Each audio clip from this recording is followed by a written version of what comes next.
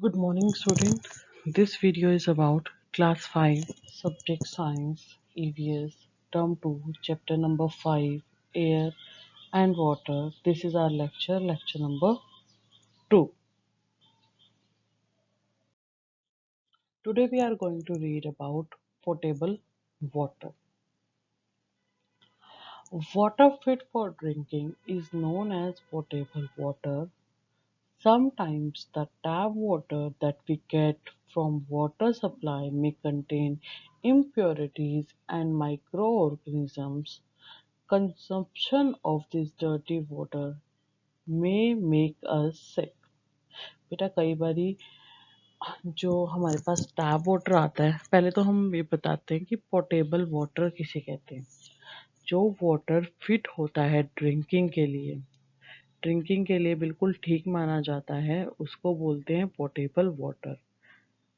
If anybody says that define potable water, then you can say that water fit for drinking is known as potable water.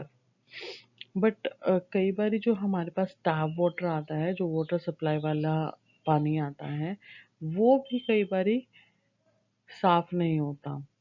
ठीक है, उसमें भी dirt होती है या कोई माइक्रो ऑर्गेनिजम्स या इम्प्योरिटीज होती हैं। ठीक है, और इस डर्टी वाटर को पीने से हम क्या हो जाते हैं, सिक हो जाते हैं, बीमार हो जाते हैं।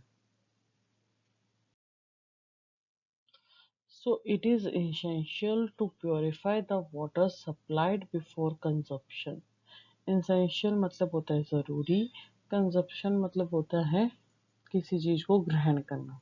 ठीक है, तो ये बहुत ज़रूरी होता है कि हम पानी को पहले साफ़ करें। जो सप्लाइड वाटर आया है, जो पानी हमारे पास आया है, उस पानी को पहले साफ़ करें उसे पीने से पहले। Several methods of purification of water are given below. अब हम कुछ मेथड्स पढ़ेंगे जो पानी को साफ़ करने के लिए हम इस्तेमाल करते हैं। First method is boiling. Boiling is the easiest and safest method of purifying water. जो boiling है वो easiest, सबसे आसान और सबसे safe method है पानी को साफ करने का। Chlorination. Water chlorination is the process of adding chlorine to water to make it fit for human consumption. Chlorination में हम क्या करते हैं, वाटर में क्लोरीन ऐड करते हैं to make it fit for human consumption. Human being मतलब हम लोगों के पीने के लिए वो लायक हो जाए, इसलिए वाटर में क्लोरीन ऐड करते हैं ताकि वो पानी साफ हो जाए और हम उस पानी को पी सकें। Water that has been treated with chlorine is effective in preventing the spread of waterborne disease. Prevent मतलब होता है बचाव। जिस पानी को क्लोरीन से ट्रीट किया जाता है, क्लोरीन से साफ किया जाता है, उससे वाटरबॉर्न डिसीजेस जो होती हैं, जो पानी से फैलती हैं, ठीक है, उससे भी बचाव किया जा सकता है। वाटरबॉर्न डिसीजेस कौन सी होती हैं, जो पानी से स्प्रेड होती हैं। प्रिवेंट मतलब बचाव, इफेक्ट मतलब उसका इफेक्ट होना। ठीक है, next one is RO system. RO system तो मोस्टली सबके घर पे होता ही है ना। It is a water treatment known as reserve osmosis system. It is used for to remove salt from water. ये जो सिस्टम होता है, ये पानी को ट्रीट करके साफ करता है और उस वाटर में से क्या सॉल्ट भी अलग करता है। अब हमने बेटा सारे के सारे पोर्टेबल वाटर पढ़ लिया कि पोर्टेबल वाटर क्या होता है, और 3 वेज पढ़ लिए कि हम कैसे वाटर को फिट फॉर ह्यूमन कंजप्शन के लिए रेडी कर सकते हैं। 3 सिस्टम्स पढ़ लिए, 3 ट्रीटमेंट्स पढ़ लिए।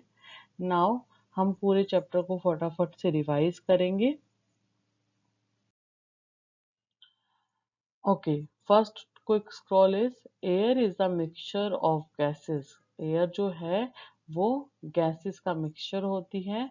Main components of air is nitrogen 78%। जो एयर में सबसे ज़्यादा गैस होती है दैट इज नाइट्रोजन, 78% होती है। We can not live without air because it contains 21% oxygen. हम इस एयर के बिना नहीं रह सकते क्योंकि इस एयर में कितने परसेंट ऑक्सीजन होती है, 21% ऑक्सीजन होती है, which is the most essential gas for every living being. जो हर एक लिविंग बीइंग के लिए बहुत इंसेंशियल, बहुत जरूरी गैस है। Next is oxygen is also required for combustion. Combustion means होता है बर्निंग, जलना। ऑक्सीजन जो है, ऑक्सीजन गैस, वो किसी भी चीज को जलाने के लिए, फायर को लगाने के लिए बहुत ही जरूरी है। Air has weight and experts pressure. We use air pressure in many ways in our daily life.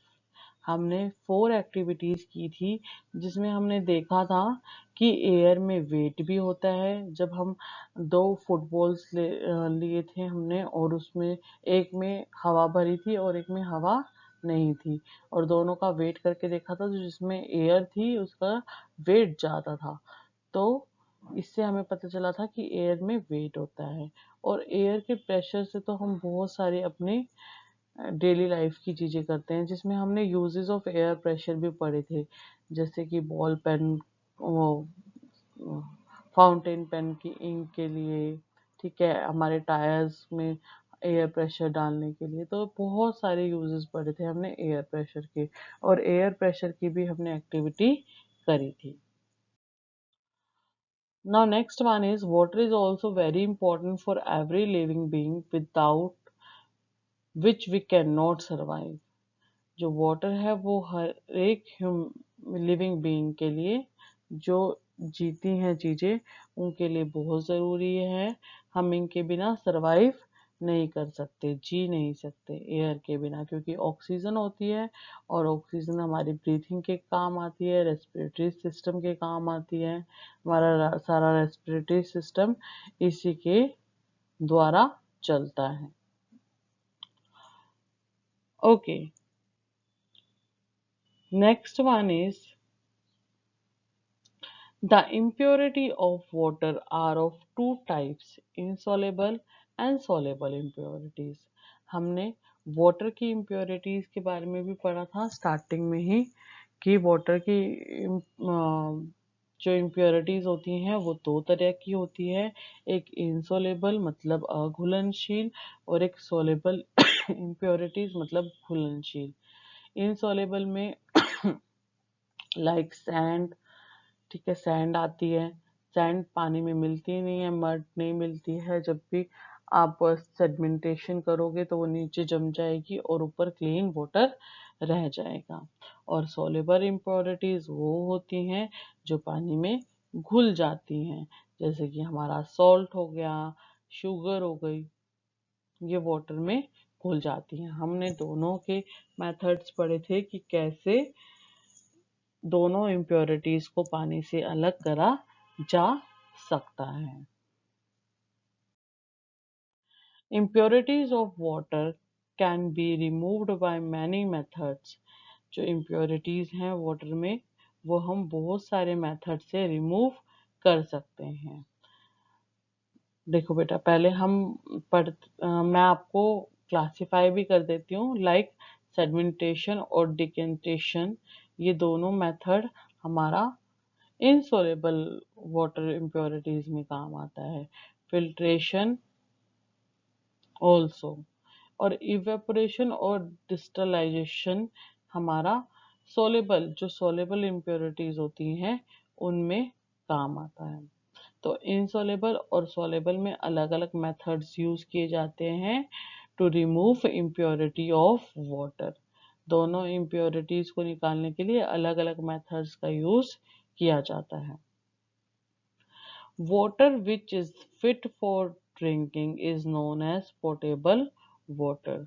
और जो वाटर फिट होता है ड्रिंकिंग के लिए, पीने के लिए बिल्कुल सही होता है, सही तरीके से इस्तेमाल किया जाता है, that is known as potable water. उसे पोटेबल वाटर बोलते हैं।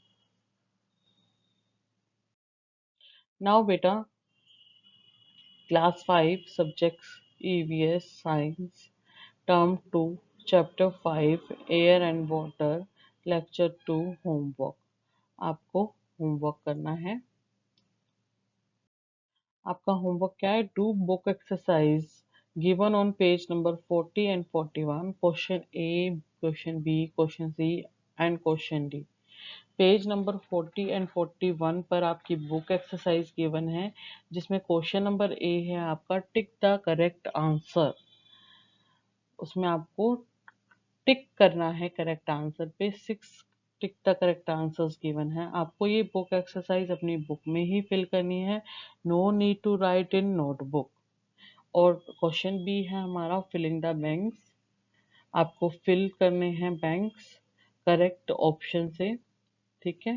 करेक्ट वर्ड उसमें फिल करके उस ब्लैंक्स को फिल करना है। Next question is question number C, write T for true और F for false for the following statement. True false करने हैं। And question D is match the following, matching करनी है आपको। ये चारों question, question A B C और D, आप अपनी बुक में ही फिल कर सकते हो।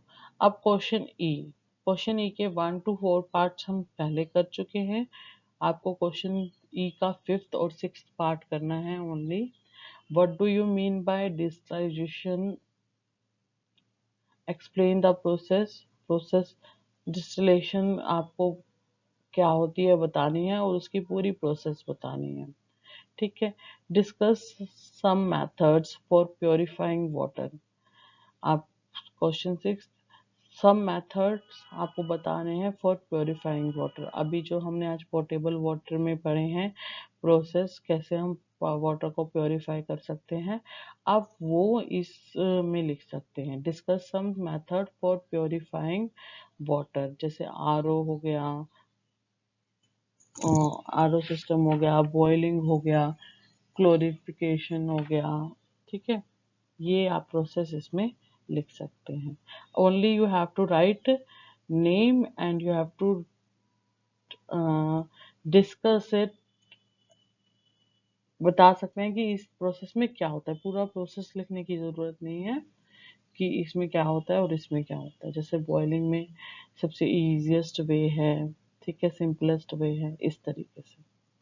ओके बेटा, if you have any doubt, if you have any doubt, you can join me in